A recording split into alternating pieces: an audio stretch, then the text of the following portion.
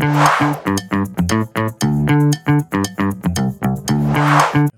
se vini në episodin 17 podcastit Majtas, një hapësirë debati konstruktiv mbi politikat publike në Shqipëri.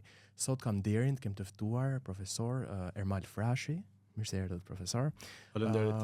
Kërkues, ka punuar si kërkues i lartë para Senior Research Fellow pranë Universitetit Harvardit, ka mbaruar dhe studimet aty në Universitetin e Harvardit, tashmë është profesor i jashtë në Universitetin e Denverit dhe është specializuar në të drejtën ndërkombëtare, në fushën antikorrupsioni po dhe zhvillimit ekonomik. Gjithashtu ju profesor, po bëja të intron për ju, keni qenë pjesë. do mundohem, keni qenë pjesë edhe le të themi CID, pra Qendrës për Zhvillimin Ndërkombëtar të le të themi Universitetit Harvard, e cila ka bashkëpunuar me qeverinë shqiptare që për vitin 2013, për keni qenë një nga le të themi fellow researchers në atë program, si dhe një nga konceptuesit kryesor të Korporatës Shqiptare të Investimeve, një koncept i ri zhvillimi ekonomik për vendin. Do doja ta filloja fillimisht me këtë eksperiencën tuaj përse i përket këtij programi që ka nisur rreth 10-12 vite më përpara me Universitetin e Harvardit dhe si ka qenë eksperjenca juaj dhe çfarë ka sjell ky program le të themi për vendin, për Shqipërinë. Faleminderit rreth parë, kënaqësi. Është një program që është shumë unik në historinë e universitetit. Është një program që zgjati për rreth 8 vite, bashkëpunimi i Qendrës Ndërkombëtare për Zhvillim me Qeverinë Shqiptare në kuadrin e le të themi një bashkëpunimi reciprok për sa i përket kuptimit të politikave zhvillimore, po kështu edhe zbatimit të tyre. Me idenë që ky bashkëpunim ishte i vlerëshëm si për Qeverinë Shqiptare, se merrte si pasojë e këtij programi një mendim tjetër për ekonominë e vendit, po kështu edhe për qendrën sepse kishte një akses më të madh në politikat publike edhe në mënyrën se si zbatojnë politikat publike për sa i përket zhvillimit ekonomik. Pra ishin një ato bashkëpunimet e gjata, kam në Harvard rreth 20 vite dhe zor mbaj mend që ka patur një program kaq afatgjat, një angazhim të universitetit në politikat publike të një vendi tjetër.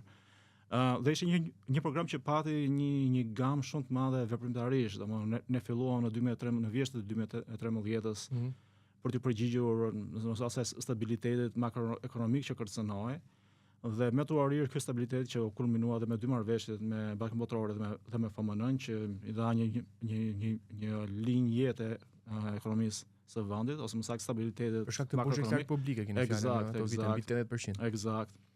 Po ishte borxhi lart publik, ishte kriza energjetike që ishte frikë që mund të kthehej edhe në krizë bankare. Pra ishte një bashkim krizash që mund të përbënin një kështu si një perfect storm, që në një kontekst tjetër edhe mund të kishin përmbysur situatën makroekonomike, prandaj ishte vërtet një moment delikat, që për fat mirë u kalua dhe më pas ne ndërhyjmë në disa sektor që në këndvështrimin tim përbënin ato që ne i quajmë binding constraints to growth, pra ato pengesa kryesore për rritjen e vendit, që me idenë që nëse i adreson ato pengesa ose i zgjidh, atëherë ka një impakt më të madh në zhvillimin ekonomik të vendit dhe u fokuson në sektorë të ndryshme si politika industriale, u morëm me bërimin e paketës parë për ndihmën e fasonëve, po kështu dhe për krijimin e kuadrit rregullator për funksionimin e zonave ekonomike.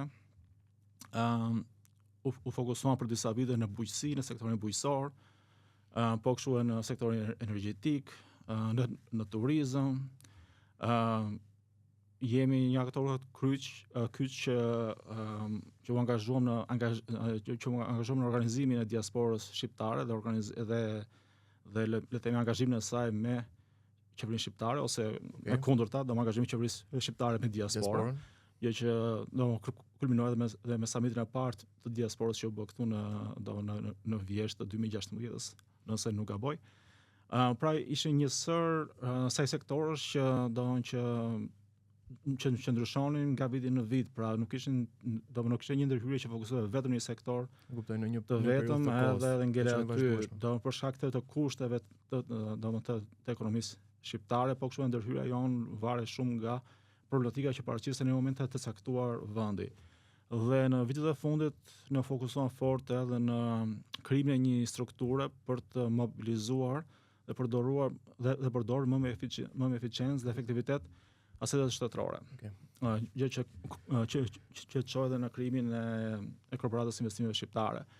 Po njëkohësisht, le të themi angazhimi tonë nuk mbetet vetëm në kuadrin e dhënies së analizave apo rekomandimeve, ne do për sa kohë që mundshme bashkëpunon me qeverinë edhe për të zbatuar ato, sepse rezultatet prekshme normalisht. Ideja ishte që mos mbeta thjesht domethënë këshillis në një dokument që hitet në një sirtar diku edhe zë pluri. Puna është që ta bësh të zbatueshme atë gjë, edhe sepse ashtu edhe mëson vërtet që domethënë që si të zbatosh politikat publike. Kështu që ishte një ndërhyrje në dy anët, domethënë në zbatimin e gjërave politike, po kështu edhe në hartimin e analizave, po kështu rekomandimeve për politikat publike.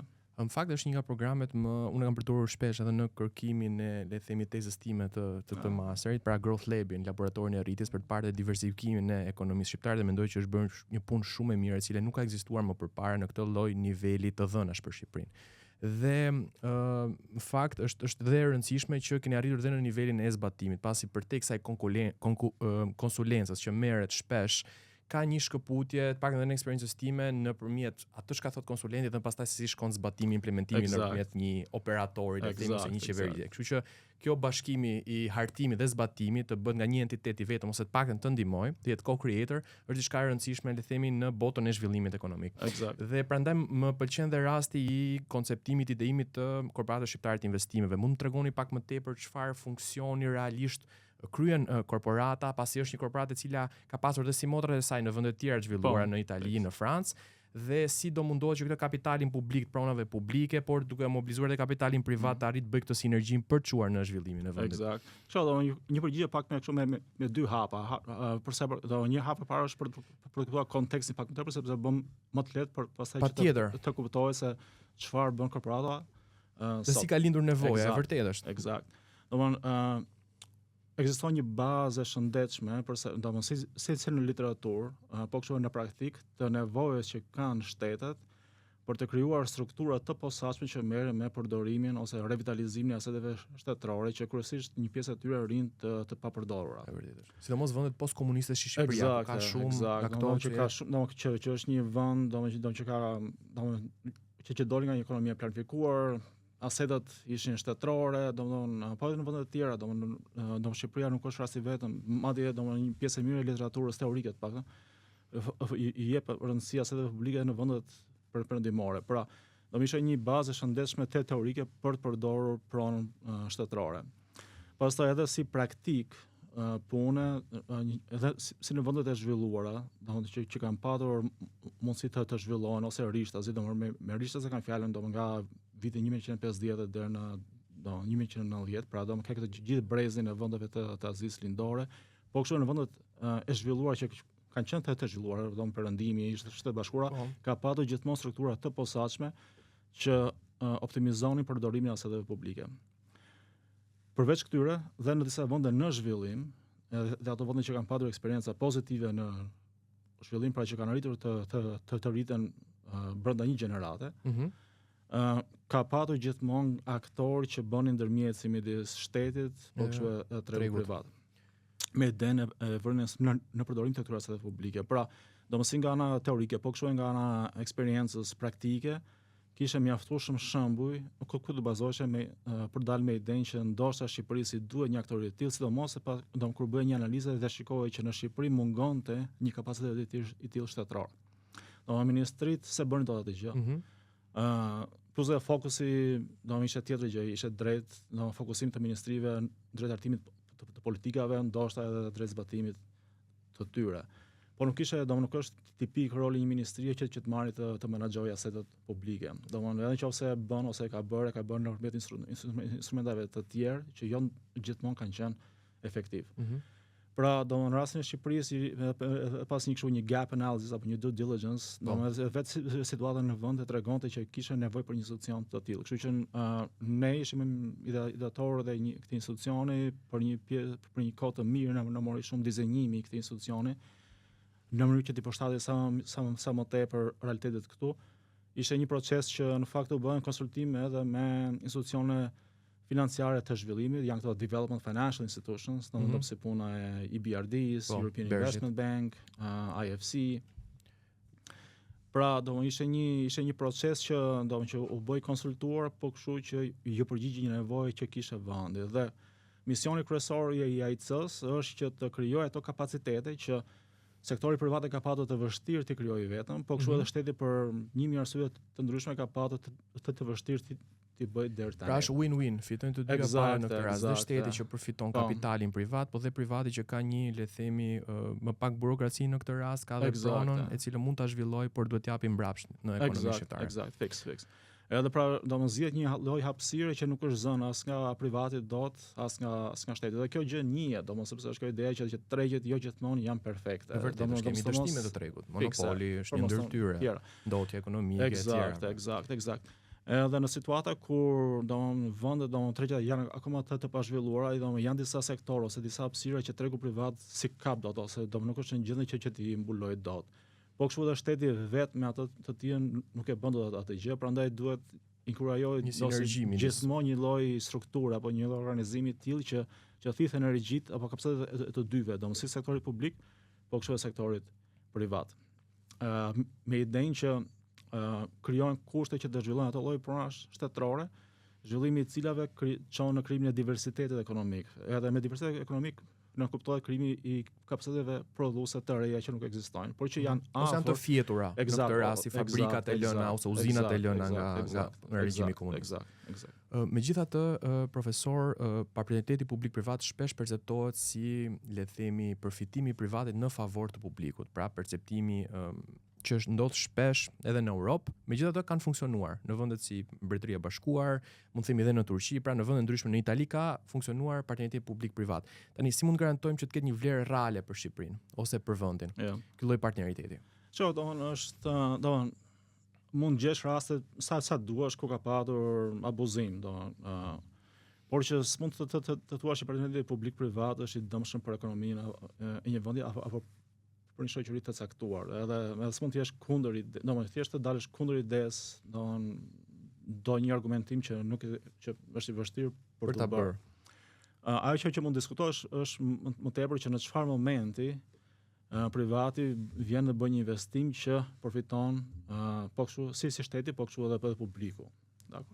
Pra është më tepër nuk është më pyetje që nëse bëhet apo jo partneriteti publik, se sa në cilin moment të zhvillimit të një investimi bëhet pra nuk është pyetja në parim duhet bërë apo jo, thjesht pyetja është në çfarë mekanizmi ose në çfarë momenti të caktuar dhe si janë këto balancat që duhen bërë. Okej. Domthonë në çfarë hallku të projektit të investimit vjen edhe bëhet investimi privat. Me idenë që një projekt investimi kalon në disa hallka. Domthonë që nga faza analiza paraprake, fizibiliteti, gjë janë hapa të rëndësishme dhe të kushtueshme. Dhe një privat mund të ketë të vështirë të bëjë vetëm këto gjëra. Dhe këtu mund të hyjë ose mund të marrë një rol shteti për të ulur koston ose barën financuese të projektit të investimit. Por dhe këtu mund të vi privati që të bëjë financimin, por pasi shteti të ketë bërë disa nga ato hallkat paraprake të projektit. Se gjithë pyetja lind që domosdoshmë që me çfarë kosto bëhet investimi i një projekti të caktuar. Nëse kosto është shumë e madhe për privatin, atëherë ajo kosto i kalon publikut. Nëse është kosto e vogël, atëherë dhe shteti s'ka shumë interes ndonjëherë edhe lë pas dore. Pra domosdoshmë është një çështje më tepër për tu analizuar dhe për të gjetur balanca e momentit dhe hallkës së dur kur do të vinë investimi publik për të bërë në një projekt të caktuar. Pra, vjen para se të bëhet punë përgatitore, vjen pasi bëhet punë përgatitore, kështu që është më tepër çështje momenti se sa çështje, le të themi, parimore duhet bërë apo s'duhet bërë. Edhe kjo është më tepër art se sa shkencë. Domethënë varet shumë nga veçoritë e projekteve specifike dhe sektorit se ku mund të aplikohet le të themi.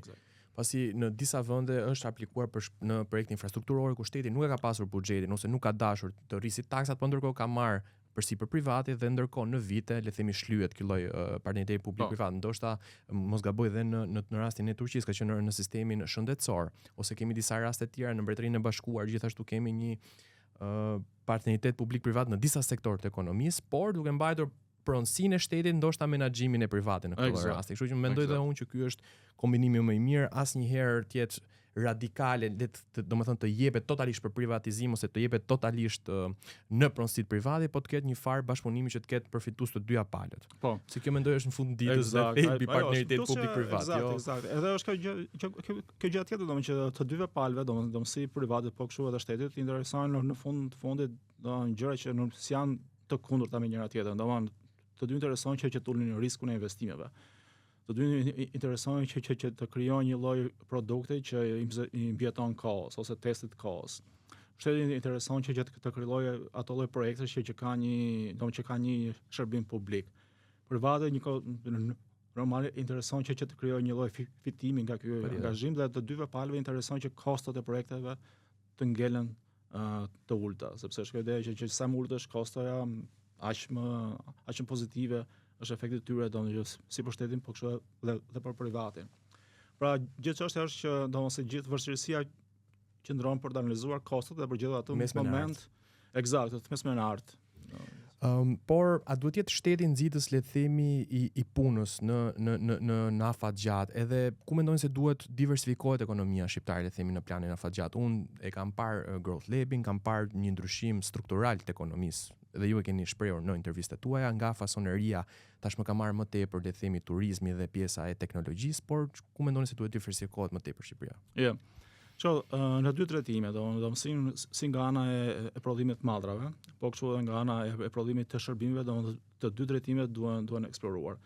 Për sa i përket le të themi të parës, madrave dhe politikës që në sensin europian quhet politikë industriale, që nuk kupton shpeshherë manufakturën, do të bërë investimin në ato lloj kapacitetesh që janë afër kapaciteteve ekzistuese. Me idenë që duke qenë se nëse shikon strukturën ekonomike të Shqipërisë, do mbështetesh mbi ato kapacitete që Shqipëria ka, ose nëse i them ose nëse e them ndryshe, që do bazohesh mbi ato lloj njohurie që Shqipëria ka. Domethënë vërtet që mund thuash që unë do të bëjmë nesër pjesë të raketave që përdor Elon Musku për të bëjë fuqi bërthamore, por nuk bësh dot. Por që sa do që ta kesh këtë lloj ambicie, nuk e bën dot me njëherë. Pra që duhet çik punë për të krijuar atë lloj njohurie, që është kështu është know-how, domethënë ajo lloj njohurie që është vetëm në kokët e njerëzve. Domethënë ti mund të lexosh një libër brenda natës, po domethënë që është nesër dhe je afër për ta zbatuar atë gjë. Edhe kjo gjë merr kohë. Njëkohësisht, prandaj rekomandoj që të paktën të zhvillohesh në ato drejtime që mbështeten mbi kapacitetet ekzistuese në vend. Pra, domethënë si në anën e prodhimit të madrave për eksport, sepse eksportet ty duhen si shtet gjithmonë. Fakt ju keni dhënë shembullin që bëni krahasimin me Vietnamin, mos ka bërë një. Po, domethënë unë përdor një shembull të interesant me Vietnamin, sepse Vietnami për shembull në 95-ën, domethënë ekonomia ose eksportet e Vietnamit nga 95-a deri në 2021-2022 ngjarritën me gati 60 herë. Është një rritje domethënë e paparë, domethënë. Ose më saktë është parë gjatë viteve 70, 80 kur ekonomitë e tjera të Azisë Lindore janë zhvilluar aq shpejt. Edhe nëse duhet patur parasysh që në 95-ën Vietnami kishte gati 20 vjet që kishte dalë nga lufta, që ajo luftë ishte e tillë që u bombardua më tepër Vietnami dhe Azia Juglindore sesa u bombarduan gjithë vendet gjatë luftës botërore. Pra është një shembull domethënës. Pra por që të kthehemi kësaj që eksportet janë shumë të rëndësishme. Eksportet ndodhin në dy drejtime, që si në drejtimin e eksportit të madrave, që them ato që duhet mbështetur, kapacitetet e reja duhet mbështetur mbi kapacitetet ekzistuese, pra nëse jemi më hym pak më thellë, i bie që të fokusohesh më tepër tek kapacitetet prodhuese për shembull për pajisjet elektroshtëpiake. Ato janë lloj kapacitetesh që janë më afër këtyre ekzistuese këtu në vend. Dhe pastaj dhe tek shërbimet. Do në këto 12 vite e fundit sektori ICT-s këtu është rritur shumë, pra s'bëhet fjalë thjesht për call centers, por që bëhet fjalë edhe për zhvillime brenda zinxhirit të vlerës ose zinxhirit të prodhimit, pra sa më afër këtyre high-end links që ti jesh në zinxhir, aq më shumë vlerë merr nga investimi. Pra diversiteti do të ecë dhe në atë drejtim që që të zgjerojnë këto kapacitete ekzistuese të prodhimit, për sa i përket ICT-s, dhe njëkohësisht të shikohet se në çfarë shërbimesh të tjera mund të hyjë Shqipëria. Po kjo është një gjë që këtë sinjal ta jep tregu, po kështu edhe këtu pastaj hyn dhe roli i investorëve privat, sepse ata janë ata që bëjnë lidhjet me tregjet e huaja. Domethënë këtu shteti shteti zakonisht nuk është në pozicionin më të dur që të krijojë lidhje apo akses në tregje. Për shumë arsye. Dhe këtu roli i investorëve privat është i pazëvendësueshëm, sepse janë ata që krijojnë nyjet ose pikat e bashkëpunimit ose këtë aksesin në tregjet e huaja. Edhe Shqipëria në fakt është 20 fishuar eksportit apo sa shifra, se nuk e mbaj mend të drejtën. Është gati 24 fishim. 25 herë. Që krahasim me 94-ën apo krahasim. Okej. Por nëse doja të kaloj pak te kjo le të themi kryefjala e tashmë viteve ose edhe muajve të fundit për deregulimin, sepse është duke përdorur si mjet dhe në administratën e Shtetit Bashkuar pra nga DOGE, pra Department of Government Efficiency nga Elon Musk, por edhe raporti Draghi i cili foli për një Europë të mbi reguluar. Mendoni që është koha për një farë deregulimi, le të themi, dhe në strukturën ekonomike të Shqipërisë? Mendoj se po, dhe këtu deregullim s'ka të bëjë vetë me le të themi shkurtimin e rregullarëve që janë në fuqi, por që me një ndryshim të mentalitetit për sa i përket rolit që ka e drejta në jetën shoqërore, po kështu edhe në veprimtarinë shtetërore, po kështu edhe të sektorit privat. Pra, zakonisht qasja që është e tillë që thuhet që që na duhet një ligj për të bërë një aktivitet. Në fakt s'duhet të jetë ashtu që edhe historia njerëzore ka treguar që nuk është ashtu. Domethënë ligji më tepër ndjek nga mbrapa një zhvillim shoqëror në shumicë raste se sa e paraprinjet të tillë. Eksakt, pra kështu që duhet lënë dorë e lirë iniciativës private, po kështu edhe rolit që ka individi. Dhe pastaj nëse ka vend duhet formalizuar ajo gjë apo jo. Dhe jo gjithmonë të formalizohet një gjë dhe pastaj të pritet efekti i saj në shoqëri. Domethënë ky ajo si paradigm shift ka të bëjë pikërisht me këtë. Pra që të mendoj dy herë nëse ka nevojë vërtet për një rregullim ligjor apo s'ka nevojë. Pra kjo do një lloj fleksibiliteti në interpretimin e akteve ligjore, po kështu dhe të menduarit se si duhet të veprojmë. Dhe për ta zgjeruar ose nëse konkretisht se si mund të bëjmë një farë deregulimi po pa ulur standardet besoj publike. Jo, standardet, domethënë le të themi mbrojtjen e konsumatorit, mbrojtja e konsumatorit është një gjë, dhe ajo për mendimin tim që duhet të vazhdojë të forcohet. Domethënë s'bën fjalë për shkakun që konsumatori si përfitues fundor të vuajë pasojat e deregullimit, por mënyra se si ecën evolimi kërkon eksperimentalizëm dhe fleksibilitet.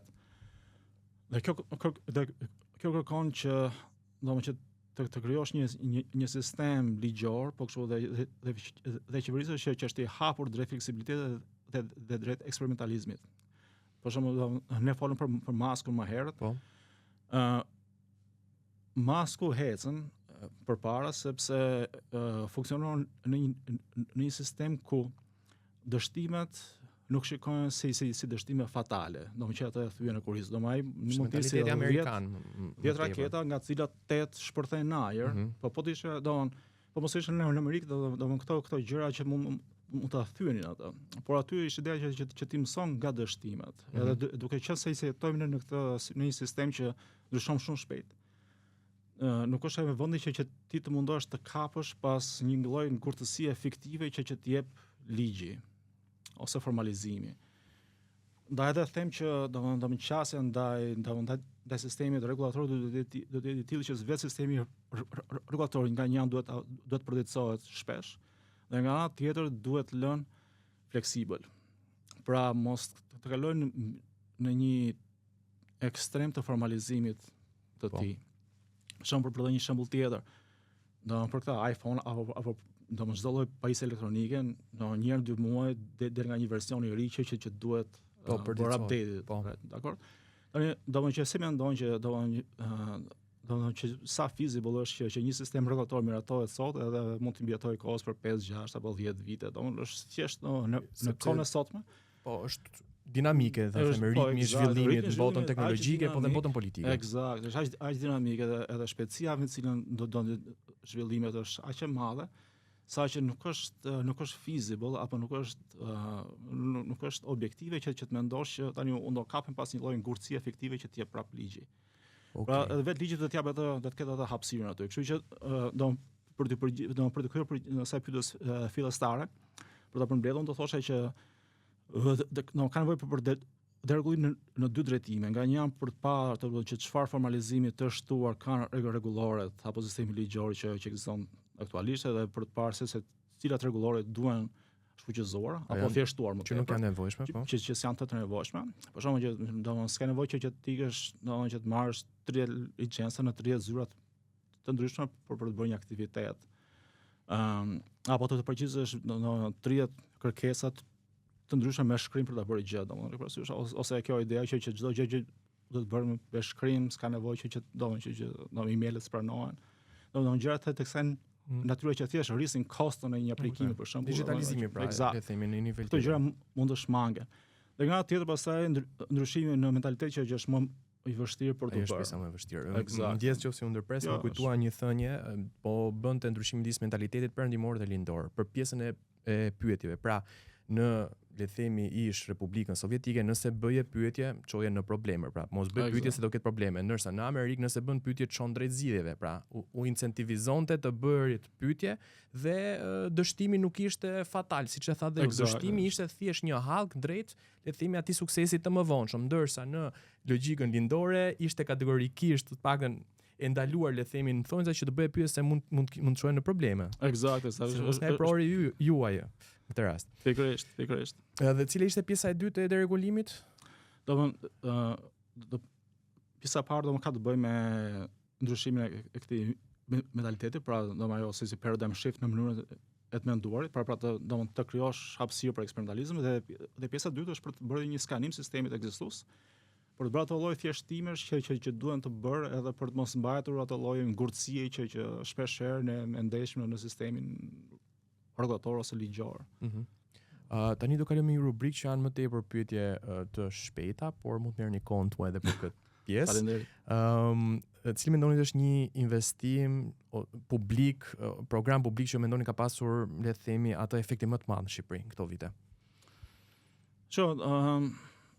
Ka pasur disa, domethënë unë kam ikur nga Shqipëria e vogël 19 vjeç, 93-shin, në mbaroj gjimnazin dhe ika. Dhe në qoftë se mendoj se situatën e Shqipërisë atëherë me situatën tani, do shikoj një ndryshim të veçantë për sa i përket le të themi aksesit që ka, ose le të themi kësaj sensibiliteti që gjen në vend në raport me diasporën. Pra, ndihet një lloj afërsie midis diasporës po kështu dhe vendit.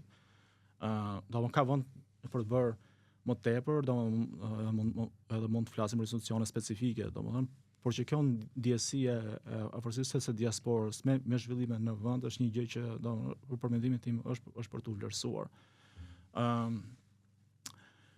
Edhe kjo është një gjë që është më e rëndësishme, si për vendin, po kështu dhe për diasporën. Për vendin është që merr një lloj njohurie nga diaspora, gjë që se ka për shembull edhe këtu rast rëndom që merret, është situata me restorantet apo me hotelet, mënyra se si han shqiptarët tani sot është ndryshe nga ajo që hani para 30 vitesh, kur sa dolën nga regjimi komunist. Po kështu për diasporën sepse mban një lloj lidhje me vendin jo vetëm me remitanca, por dhe me le të themi know-how në këtë rast, që ose persona që janë kthyer që kanë investuar në agroturizëm ose në le të themi kompani të tjera në Shqipëri, kështu që është një formë kthimi mbrapsht kontributit, nëse mund ta quajmë në atë mënyrë. Nëse do zgjidhni një vend BE-s për ta patur si ideale, le të themi, për Shqipërinë, cili do të ishte? Kjo është pyetje e vështirë, sepse nga janë mund thua që unë do të jem si Austria. Edhe është mirë që të kesh një ideal të lartë sepse të motivon, por nga tjetër mund të kesh sfidues sepse thua unë se kap do ta bëj. Edhe të motivohesh në fund ditës. Nga tjetër nëse bën kështu krahasime me vendet që janë më afër teje, do dekrojor sepse thua unë tani mos po bëj gjithë të fuqi realisht. Eksakt. Ne folëm që nuk mund të jemi fuqi bërthamore, nuk besoj që të jemi dhe në një fuqi që të eksportoj le të themi në norma të larta në bujqësi, pasi nuk e kemi masën siç e ka Ukraina ose vende të tjera lindore, kështu që duhet fokusohemi pikërisht te këto pikat e forta që kemi. Eksakt. Po kështu që do gjetën një lloj vendi me të cilën kemi edhe një lloj kështu afrimiteti, plus që nuk është edhe shumë larg nesh. Është vështirë që thuash se tani domosdoshmë se cili nga këto vende. Por që mund të jetë domosdoshmërisht një vend që ne ta kemi si shembull për ta përdorur që është sepse ne duam të bëhemi si Malta për shembull, apo si Slovenia, apo Slovenia është shembull i suksesshëm. Estonia. Po, ata i bashkimit evropian. Kanë goxha sukses, por kanë këtu që mund të shkojnë elemente të ndryshme të vendeve. Domethënë që ne na pëlqejnë si shoqëri të shkojmë që si mund t'i adaptojmë ato lloj standardesh këtu. Edhe pastaj të shkojmë që domethënë që si do të materializohet ai kapërcimi nga një kontekst aktual që kemi në një kontekst tjetër. Nëse do ishte, domethënë cili investim madhor është Shqipëria, duhet bëj Shqipëria që nuk e ka bërë ende. Nëse ka një, nuk e di, në gjykimin tuaj një investim që patjetër duhet bërë në këtë moment që jemi. Unë do thosha në 3 drejtime, është pyetje komplekse në fakt. Edhe është më tepër kështu si qershim mbi tort, por që besoj të kishim bërë. Por që ai kështu my elevator pitch për këtë do ishin 3 drejtime. Një është zgjerimi i kësaj bazës know-how, domethënë këtu njohurive. Edhe këto njohuri kryesisht zakonisht vijnë ose nga angazhimi i diasporës, prandaj ky angazhim i diasporës është shumë i rëndësishëm. Dhe nga tjetër rritja e investimeve të huaja, sepse ty domethënë është zor që të rritesh vetëm ato njohuri që ekzistojnë në vend. Është pak a shumë misioni i pamundur. Gjithë vendet janë rritur si pasojë e marrjes së njohurive nga jashtë. Ne provuam pas ndarjes me Kinën ku u bëm të vetë izoluar. Eksakt. Kaloi një situatë që ti do doje që ta përsërisë atë në çdo lloj forme apo grade. Pra që duhet zgjeruar, le të themi, kjo ose duhet akseleruar mbledhja e njohurive, domethënë si nga diaspora, po kështu edhe nga investimet e huaja. Domethënë që këtu do ndihen shumë ato. Domethënë ishte ideja që kur të vjesh në Shqipëri, të ndihesh domosdoshmë sigurisht në një vend tjetër të zhvilluar të perëndimit. Dy që duhet bërë kjo domethënë për mendimin tim, duhet krijuar ky fleksibilitetin dhe eksperimentalizmin në mënyrën e të bërit gjërave. Është ajo që tha më herët që domethënë ne kemi evoluar si qenë njerëzore nëpërmjet eksperimentalizimit. Domethënë kemi evoluar domosdoshmë se dinim të bënim çdo gjë. Domethënë kemi bërë një gjë 10 herë. Survival of the fittest. Eksakt, kemi bërë një gjë 10 herë, kemi dështuar 9 herë. Por që një herë kemi një dalë të suksesshëm, por që ai suksesi do reflekton mësimet që ne kemi nxjerrë nga 9 dështimet e tjera. Prandaj kjo krijimi kësaj hapësire, domethënë në sistemin rrogator, po kështu edhe në le të themi ndjeshmërinë ose qasjen që kanë njerëzit në raport me njëri tjetrin, po kështu në raport me qeverinë, me sektorin privat, duhet ta reflektoj këtë gjë. Dhe e treta pastaj është domethënë që kap të dy këto elementet e tjera është që duhet bërë diversifikimi i ekonomisë për sa i përket rritjes së kapaciteteve prodhuese, domethënë si për prodhimin manufakturën, domethënë prodhimin e madrave, po kështu edhe për ofrimin e shërbimeve.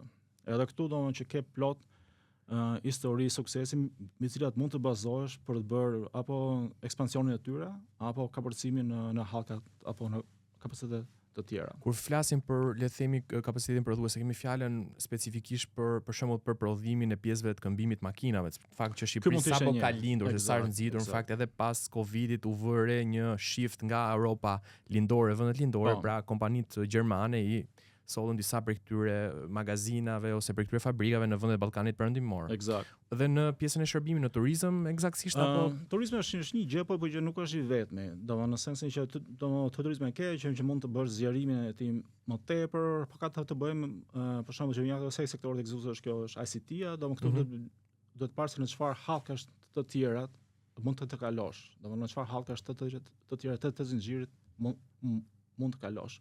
Dhe nga tjetër përsa i përket manufakturës, kjo industria automotive është një nga industritë, ke industrinë e këtyre pajisjeve elektroshtëpiake, që është edhe kjo është afër kapaciteteve ekzistuese, pra mund të kesh dy lloje drejtimesh në të cilat mund të mobilizosh kapacitete apo resurse për të rritur në peshën e tyre në ekonominë e vendit. Dhe pastaj në shërbime është ICT-a është një nga ato pikat, po duhet parë edhe për te saj.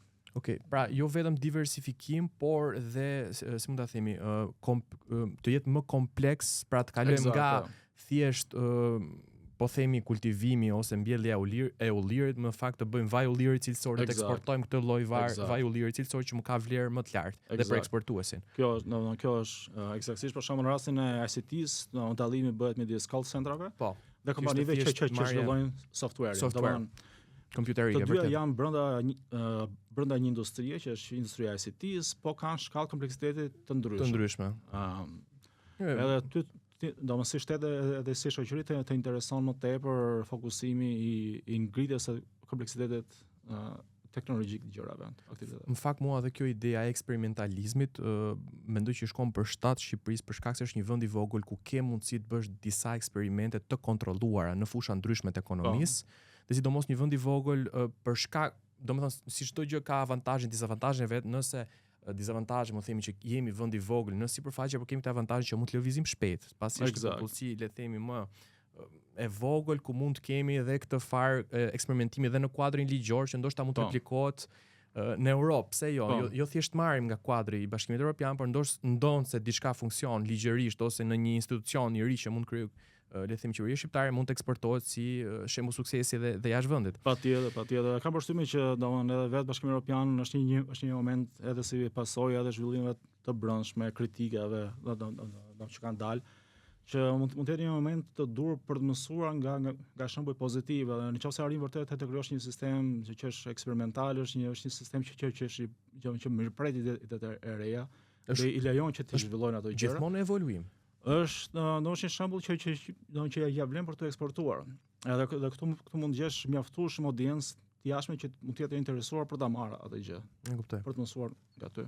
Jo, në fakt edhe historia e Bashkimit Evropian që filloi thjesht si një bashkim, le të themi, i industrive të qymërit, qymërgurit, atëherë tashmë ka evoluar në një bashkim edhe politik, po flitet edhe bashkim, si themi, ushtarak.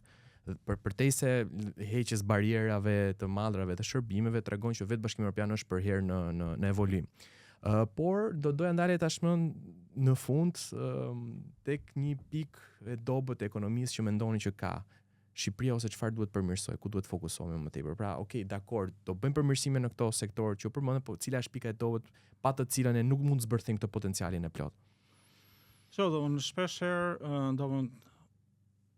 për mendimin tim në pikë dobët ka të bëjë me mentalitetin. Domthonë ne jemi për fat keq akoma një shoqëri që jemi ende jo plotësisht të hapur për sa i përket le të themi kësaj që më thash më herët, eksperimentalizmit edhe kësaj dëshirës për të provuar gjëra, të provosh disa herë të gjë dhe për të parë që çfarë rezultati ke. Këtu shpesh mentaliteti është punitiv. Si në qastin që ka administrata për njerëzit e saj brenda, po kështu edhe që drejtësia ka në raport me të tjerët, pra edhe kjo lloj gjëje që duhet të zbutet pak. Më tepër, s'ka nevojë që të kemi një ashpërsi kaq të fortë të ndëshkueshmërisë në vend, për mendimin tim. Dhe kjo lidhet me këtë që për një shtet që është shtet është i ri, si Shqipëria, shtetet të ngjashme kanë bërë me koshiencë kalimin, përdorimin e eksperimentalizmit, si qeverisë, por kështu si investime si një mënyrë që ato të evoluonin. Për shembull, po marr këtë rastin e Emirateve të Bashkuara. Po. Ato sese kanë në raporte vendet e tjera që kanë naftë dhe gaz, ato sese kanë dhe aq shumë. Edhe aty janë 7 emirate, nga të cilat një ka vetëm naftë dhe gaz. Prap ato me koshiencë kanë adaptuar një sistem, kanë punuar aty për disa vite. Dhe ajo që kam vënë re është që ata kanë qenë koshient për sa i përket adaptimit të një sistemi qeverisës, domethënë që ka qenë eksperimental aty. Dhe kjo i ka bërë që të kenë sukses në atë lloj zhvillimi, shoqëror që një pjesë e mirë e vendeve të tjera që kanë burime natyrore kanë dështuar. Për shembull, mund të marrësh dy raste, mund të marrësh Nigerinë apo Angolën, dhe kanë rezerva që kanë rezerva nafte.